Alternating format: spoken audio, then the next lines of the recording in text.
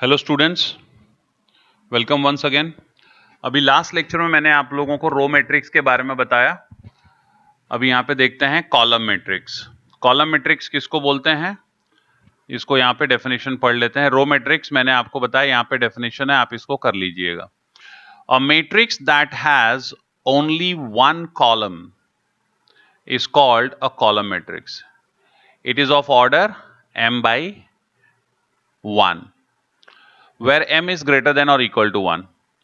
अभी जैसे कि मैंने आपको एग्जाम्पल्स पहले दिए थे रो मैट्रिक्स के लिए, अब मैं कॉलम मैट्रिक्स के लिए एग्जाम्पल यहाँ पे बता रहा हूं। देखिए यहाँ पे ये एक मैट्रिक्स है, इसमें कितने रोज हैं बताइए? 1 2, और कॉलम कितने हैं? सिर्फ एक। देखो इसका ऑर्डर क्या है? 2/1। ऑर्डर देखिए 2/1। कॉलम कितने हैं? 1। यहाँ पे देखिए कितने रो हैं? 1 2 3, और कॉलम कितना है? सिर्फ एक, 3/1। यहां पे देखिए एक और मैं मैट्रिक्स यहां पे लिखता हूं, 17 12 -5 -8। ओके, इसमें कितने रोज हैं? रोज 1 2 3 4, और कॉलम कितना है? सिर्फ एक, तो इसका ऑर्डर क्या हो गया? 4/1। और ये बताओ, यहां पे मैं एक मैट्रिक्स लिखता हूं जिसमें एलिमेंट है 8, कितने रोज हैं? रोज 1, और कॉलम कितने हैं? 1, तो ये 1/1। तो जब भी कोई भी मैट्रिक्स में हम देखेंगे कॉलम एक ही है तो उसको हम कॉलम मैट्रिक्स बोलेंगे।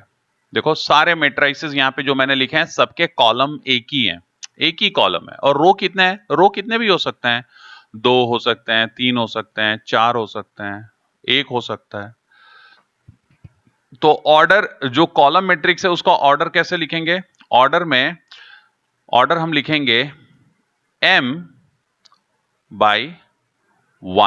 m/1। रो कितना भी हो सकता है, कॉलम तो एक ही होगा ना, m/1। अच्छा, रो कितना भी हो सकता है, लेकिन याद रखना रो 1 से बड़ा होगा या 1 होगा, तो where m is greater than और इक्वल टू 1। ओके, वो यहां पे डेफिनेशन लिखा है आपको, ये रो मैट्रिक्स भी हो गया। अभी इसके बाद में जीरो मैट्रिक्स के बारे में देखते हैं। अ मैट्रिक्स, जीरो मैट्रिक्स और नल मैट्रिक्स। ठीक है, देखिए a matrix in which every element is zero is called a zero or null matrix. It is denoted by capital O. देखो ये O है, ये O है, और ये जीरो है। ये बात आपको समझनी चाहिए, ये O है और ये जीरो है। ओके, ठीक है। ये O जो है वो थोड़ा, O जो है वो सर्कुलर होता है और जीरो ओवल होता है। तो देखो यहाँ पे ये जो मैट्रिक्स है इसके सारे एलिमेंट्स क्या हैं? जीरो हैं, दिख रहा है, सब एलिमेंट्स जीरो हैं, तो ये जीरो मैट्रिक्स है। अच्छा, जीरो मैट्रिक्स का ऑर्डर कुछ भी हो सकता है बच्चों, जैसे देखो यहाँ पे मैं लिख रहा हूं 0 0 0 0 0 0 0 0 0, ये क्या हो गया? ये भी एक जीरो मैट्रिक्स है, और इसका ऑर्डर क्या है? 3/3। ठीक है, वेरी गुड। अभी जीरो मैट्रिक्स के बाद हम स्क्वायर मैट्रिक्स देखेंगे। देखो स्क्वायर मैट्रिक्स में, स्क्वायर मैट्रिक्स नाम से ही कुछ पता चल रहा है कि हम लोग किसी स्क्वायर चीज के बारे में बात करने वाले हैं जो स्क्वायर है। ओके, ज्योमेट्री में आपने स्क्वायर तो सीखा ही है। अब यहाँ पे देखें ये स्क्वायर मैट्रिक्स का क्या मतलब होता है। A matrix with the number of rows, a matrix with the number of rows equal to the number of columns is called a square matrix. Oh, समझ में आ गया? क्या समझ में आ गया? एक ऐसा मैट्रिक्स जिसमें number of rows equal to number of columns, मतलब जितने रोज होंगे उतने ही कॉलम्स होंगे। अभी देखो यहाँ पे इन्होंने एक मैट्रिक्स बनाया हुआ है। क्या मैट्रिक्स बना हुआ है? देखो 5 - 3i, आई क्या है? आयोटा। याद है ना आपको, 11th में आपने किया है, i equals to square root of -1, i equals to square root of -1, so i equals to iota. देखो ये first row, second row, third row, first column, second column, third column, तो टोटल कितने row और कितने column हो गए? 3 रो हैं और 3 कॉलम है, तो जितने रो हैं उतने ही कॉलम है। Number of rows equal to number of columns है। यस सर, तो ये क्या हो गया?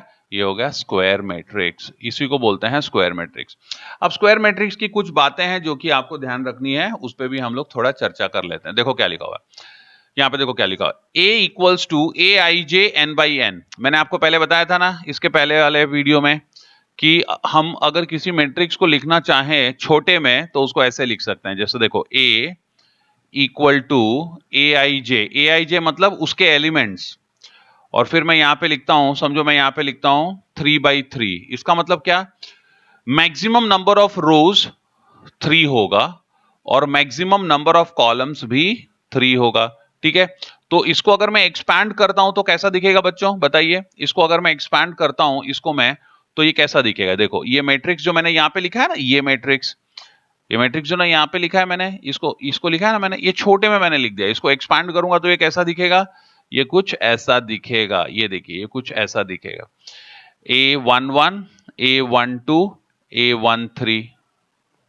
यहाँ पे A11 क्यों लिखा है, क्योंकि फर्स्ट रो फर्स्ट कॉलम, ये फर्स्ट रो सेकंड कॉलम, ये फर्स्ट रो थर्ड कॉलम। अच्छा देखो यहाँ पे A21 सेकंड रो और फर्स्ट कॉलम है ना, तो 21, A22 A23 A31 A32 A33।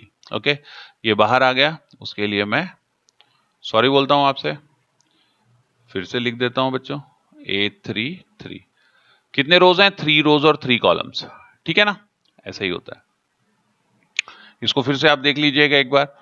तो यहां पे देखो इन्होंने क्या लिखा है, इन्होंने लिखा है let A equal to A I J N by N. Oh N by N क्यों लिखा है भाई, एन बाई एन इसलिए लिखा है क्योंकि नंबर ऑफ रोज और नंबर ऑफ कॉलम्स इक्वल है ना बच्चों। अभी तो बोला ना square matrix of order N, तो इसको क्या बोलेंगे, यहां पे जब भी स्क्वायर मैट्रिक्स होता है तो उसका ऑर्डर कैसे बोलते हैं हम लोग, कोई भी एक नंबर ले लेते हैं, रो नहीं तो कॉलम, तो दोनों भी सेम है, तो हम क्या बोलेंगे, square matrix of order N. Okay, अभी आगे देखो, तो क्या हो जाएगा, the elements A11 A22 A33 AI ANN are called the diagonal elements of the matrix A. कहने का क्या मतलब है, A11 ये देखो A11 A22 A33, अब मैंने तो सिर्फ 3 रोज और 3 कॉलम लिया है तो मेरा यहीं पे खत्म हो गया। अगर समझो 4 रोज और 4 कॉलम होता तो यहां पे भी आता, A44 यहां पे आता ना। और अगर समझो मैंने 5 रोज और 5 कॉलम लिया होता तो फिर और आगे जाता, फिर 6 रोज और 6 कॉलम लिया होता तो ये और आगे जाता, क्योंकि मैट्रिक्स तो और बड़ी होती ना बच्चों। यस, तो कहने का क्या मतलब है कि अगर आपने एक मैट्रिक्स स्क्वायर मैट्रिक्स लिया है जिसका ऑर्डर n है, तो उस मैट्रिक्स में जितने भी एलिमेंट्स ऐसे दिखेंगे A11 A22 A33 A44 A55, वो सारे एलिमेंट्स को हम लोग diagonal elements of the matrix बोलते हैं, डायगोनल एलिमेंट्स कहते हैं। वो एलिमेंट्स जिनका पोजीशन ऐसा है कि रो पोजीशन और कॉलम पोजीशन इक्वल है। देखो यहां पे फर्स्ट रो फर्स्ट कॉलम, जितना रो है, जो रो है वही कॉलम है। ये देखो फर्स्ट रो और ये फर्स्ट कॉलम में है ये वाला, ठीक है ना। अच्छा इसको देखो, ये क्या है, सेकेंड रो और सेकेंड कॉलम में है ये वाला। अच्छा ये वाला कहां पे है, थर्ड रो थर्ड कॉलम में। अगर मैट्रिक्स मेरी बड़ी होती, 4x4 होती, तो ये वाला भी इधर वाला भी होता। तो ये सारे एलिमेंट्स को क्या कहेंगे हम लोग, डायगोनल एलिमेंट्स कहेंगे। बहुत इंपॉर्टेंट कॉन्सेप्ट है ये डायगोनल एलिमेंट्स हैं, ये एलिमेंट्स डायगोनल एलिमेंट्स हैं। ओके ठीक है, कुछ स्टूडेंट्स क्या करते हैं मैं आपको बताता हूं, वो कंफ्यूज हो जाते हैं और वो कभी कभी ऐसा भी सोचते हैं। वो क्या सोचते हैं, देखो वो सोचते हैं कि ये जो एलिमेंट्स है ना, ऐसे इधर वाले एलिमेंट्स, समझो यहां पे एक एलिमेंट्स है, यहां पे एक एलिमेंट है और यहां पे एक एलिमेंट है, वो सोचते हैं कि ये एलिमेंट भी डायगोनल एलिमेंट्स हैं। नहीं, कभी नहीं। क्यों कभी नहीं, देख लो, ये जो एलिमेंट है इसका रो पोजीशन और कॉलम पोजीशन इक्वल होगा क्या, कभी नहीं। ये कौन सा रो है, ये फर्स्ट रो है, और ये कॉलम कौन सा है, ये कॉलम तो थर्ड है ना, ये थर्ड कॉलम है। इधर वाला फर्स्ट कॉलम, ये सेकंड कॉलम और ये थर्ड कॉलम। तो अगर रो पोजीशन और कॉलम पोजीशन इक्वल नहीं है, इसका ये एलिमेंट कौन सा है, ये है ये A13 है, 13, तो ये डायगोनल एलिमेंट नहीं हो सकता। ये वाला ये डायगोनल एलिमेंट्स नहीं है। ये सारे एलिमेंट्स जो है, ये सारे एलिमेंट्स डायगोनल एलिमेंट्स कहते हैं, इसको हम लोग डायगोनल एलिमेंट्स कहते हैं। अंडरस्टूड, बात समझ में आ गई होगी। ठीक है, अभी आगे देखिए, अभी उसके बाद में नेक्स्ट लिखा हुआ है element A I J where I is not equal to J are called non diagonal elements. Okay, ऐसे एलिमेंट्स जहां पर कि आई और जे इक्वल नहीं है, मतलब रो पोजीशन और कॉलम पोजीशन इक्वल नहीं है, उसको क्या कहेंगे हम लोग? उसको हम लोग कहेंगे नॉन डायगोनल एलिमेंट्स। ओके, सही है भाई।